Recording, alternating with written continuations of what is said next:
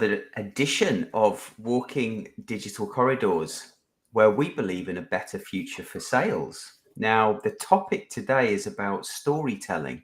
Now, I think we all know storytelling is important, especially when we think about having quite, effective and meaningful conversations.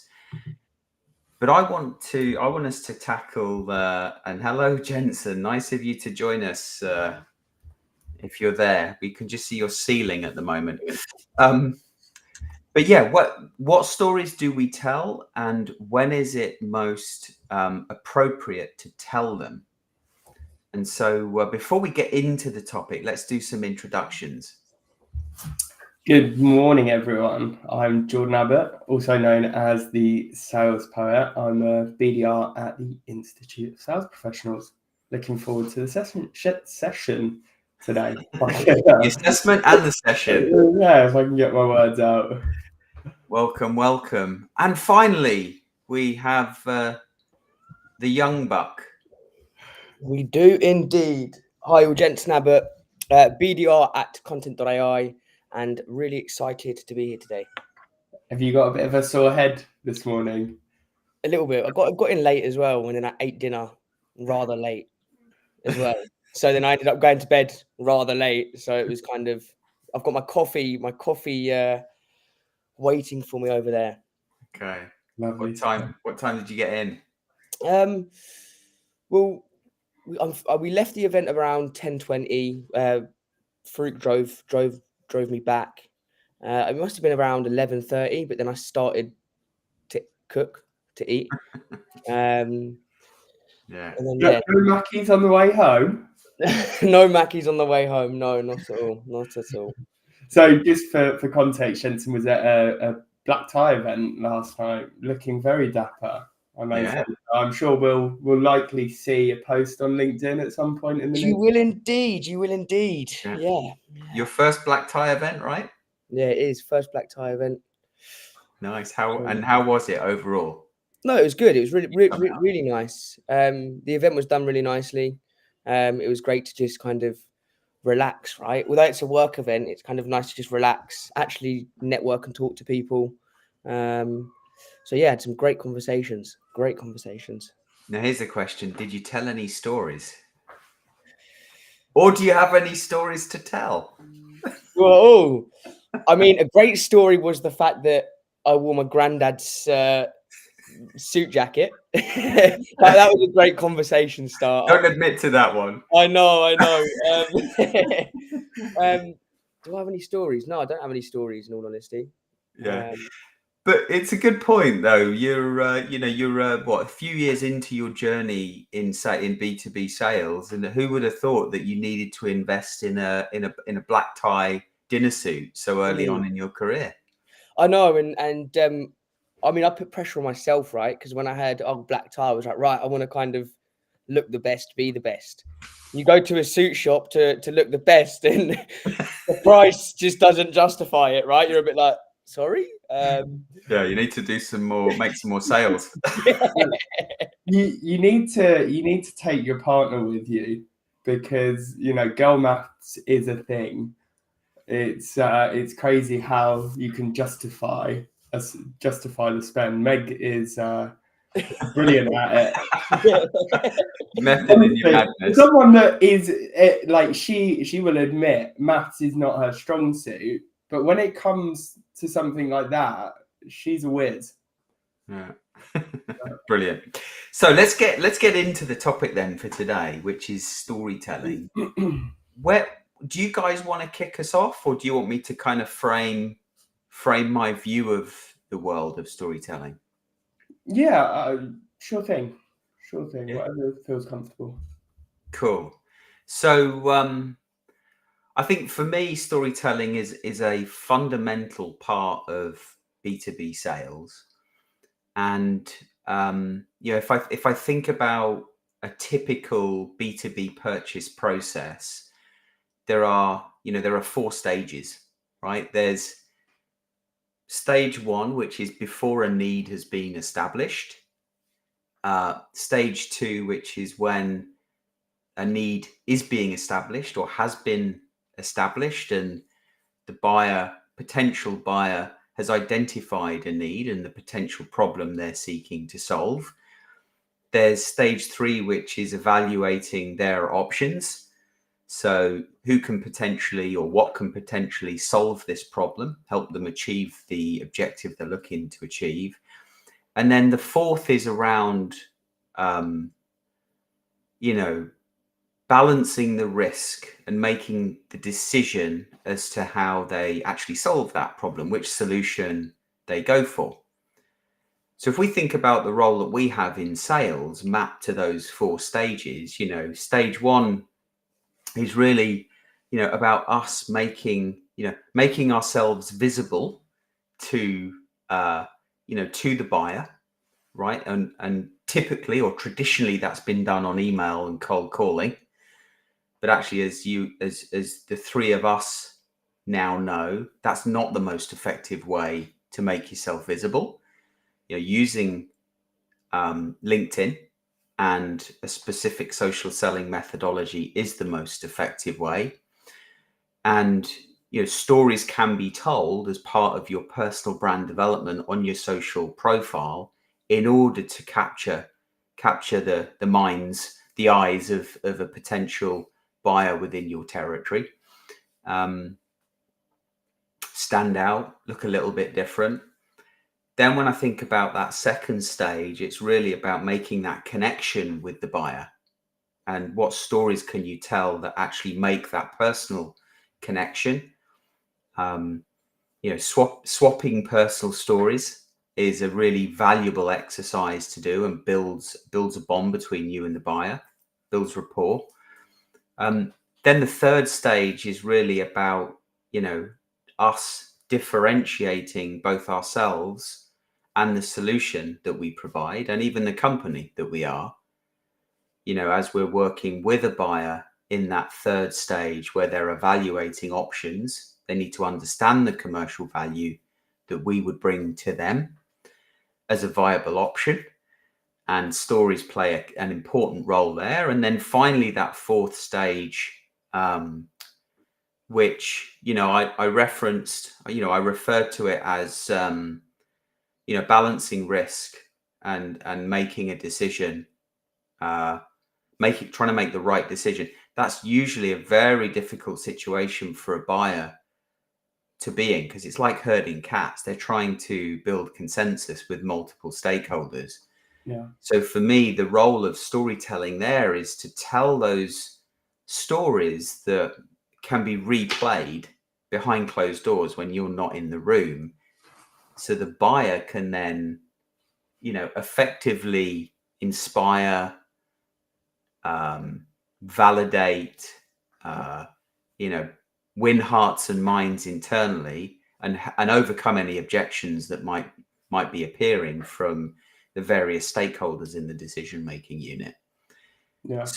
So with that in mind, any thoughts? I feel like we should start on the personal story, kind of stage 2, but up to you guys.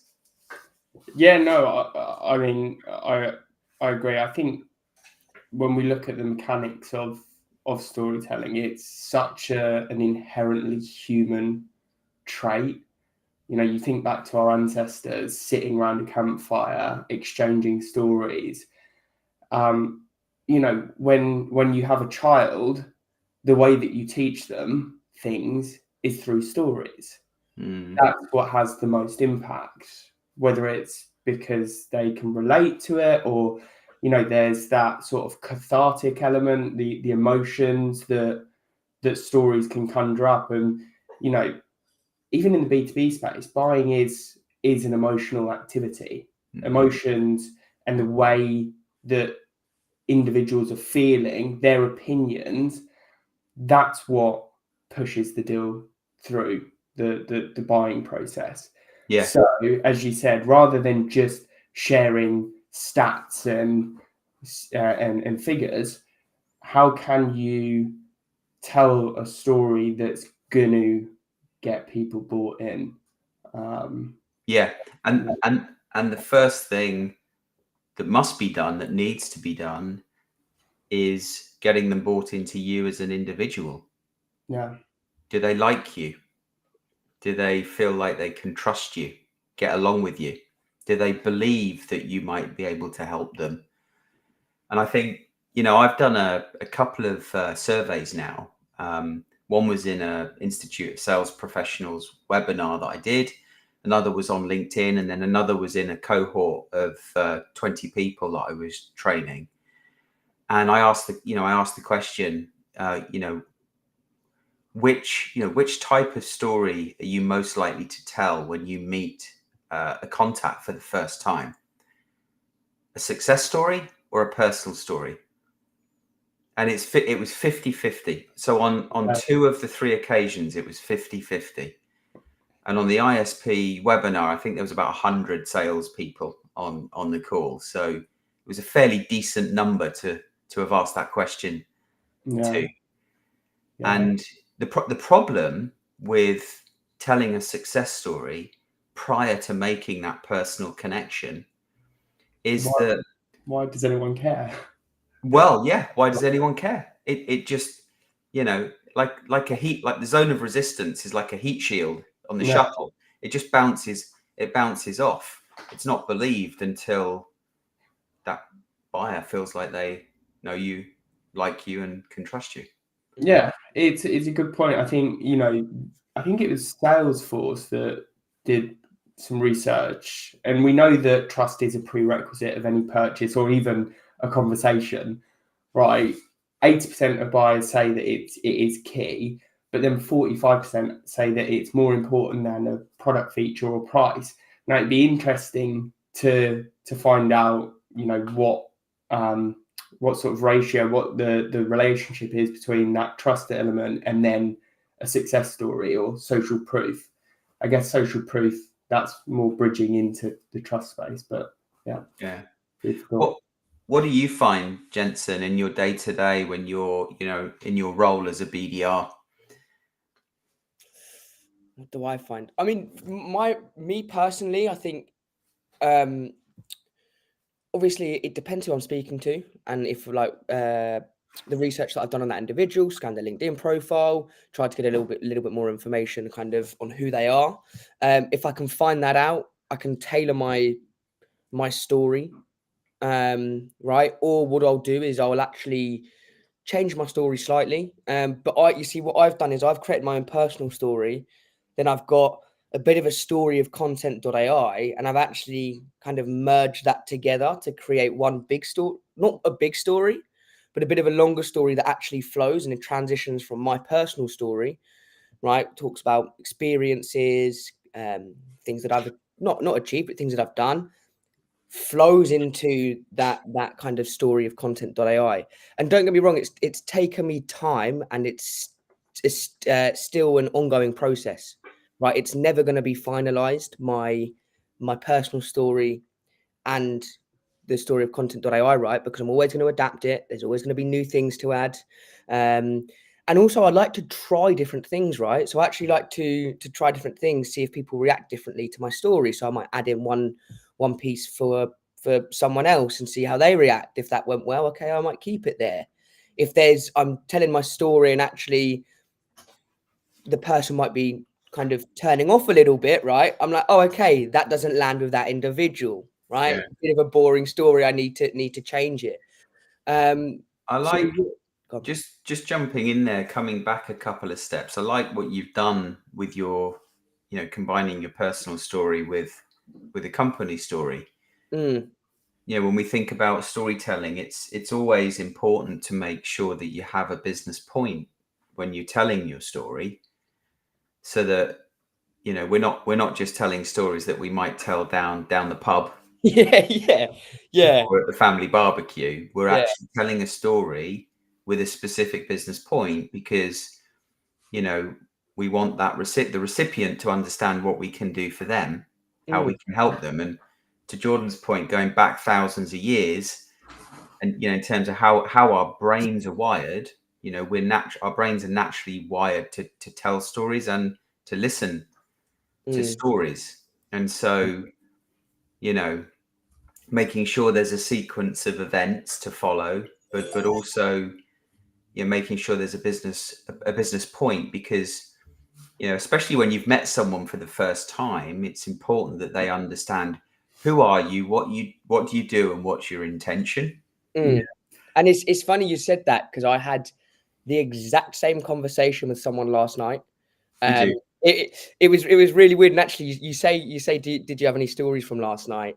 Here they go. Yeah. So, anyone remember, we're live, Jensen. Yeah. We were dancing on the tables. No. If anyone knows me, right, I get quite hot, right? And sometimes if I'm nervous or may feel a little bit uncomfortable, I go a bit like a tomato, right? Go a little bit bright red. Yeah. So I'm trying to eat my dinner and I'm very hot and bothered.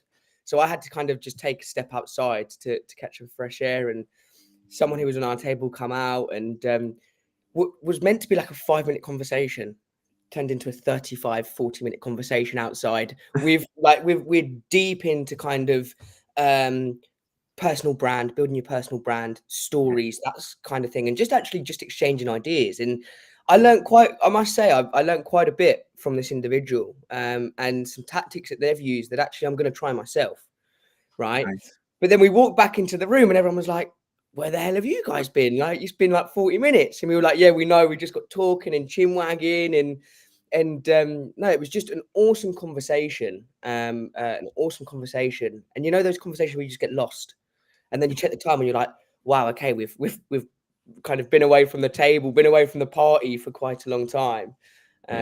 And also another funny story is that I am the shortest person there. So with the photos that you're going to see on LinkedIn, everyone's head height is about up to here. Then I drop down to here, and then everyone's head height resumes. So you'll see there'll probably be some funny jokes going around. But you're 3 feet wider than anyone else. Yeah. I did have a chuckle when you shared that photo. Conscious of time, I just want to agree with both of what you've just said. The magic that happens when you can create that, or when you can combine that personal story and a bit more of a company story, because to your point, Alex, it shows intention, it shows purpose. It quite literally embodies that Theodore Roosevelt quote: "People don't care how much you know until they know how much you care." This is why I do what I do. Yeah, this is my purpose. This is my motivation. And while we're all salespeople, and we're compensated based on how many people we can progress, but rather than that just being the motivation, this is my core motivation. This is why I work for this company. This is my beliefs. These are my beliefs. This is my belief system. And there's so much power in that. Yeah, indeed. And 100%. And Jensen, just coming back to your 2 stories, what was the business point in your stories? What do you mean? So with the networking and chatting outside for 35-40 minutes, like, is there a business point to our story? Is it wear your granddad's suit at a black tie networking event? I mean, get hot and bothered and go and have a chat with someone. No, it was just more on the side of kind of, I remember as well, going back very quickly, my first networking, right? And the Anticon. I had to down a glass of wine to almost give me that Dutch courage, right? And then very weird that now, look at me, right? I can walk into an event, I can have a conversation with anyone, and you don't have that awkwardness. And how I've gone from having a 2-minute conversation with a prospect to having a 40-minute conversation with someone outside, and you get lost in that conversation. And also when you're kind of exchanging stories, there's more value in it. It's more enjoyable. Yeah, it really is. That's a great point to end on, actually. So as we kind of come to a close, then I think we've spent a fair amount of time on the importance of the kind of personal story, making that connection with someone that you've met for the first time, or perhaps but haven't had the opportunity to create a bond. And so, telling your personal story, and as you've said, Jensen, bringing the company story, a tailored company story into that is a really great way of making a connection. And if you can stop talking long enough as a salesperson and actually kind of draw a line under telling your story and ask your buyer to tell theirs, you've set the precedent in terms of the type of story you're expecting to hear from them. And B, when you've swapped personal stories, that's when the connection is really made. That's incredibly powerful. So, I think, perhaps next time we could go deeper on some of the other types of stories if you're up for that. Yeah. Yeah. In terms of how to tell stories that differentiate us and the company, the solution that we provide. And then maybe a follow on in terms of how to build consensus effectively. You up for that? Sounds fun. Yeah. Good stuff. All right, guys. Thank you, as always, for your contribution to what is an amazing topic, I think. Any last points from each of you? No, have a good day. We're approaching the weekend. The sun in France has finally decided to show its face. Yeah. Canadian Grand Prix this weekend. Indeed. For any F1 fans. Yeah. Good. So with that, we'll see you tomorrow on F1 Banter at 1 o'clock UK time. Otherwise, enjoy the rest of the week and have a wonderful weekend all.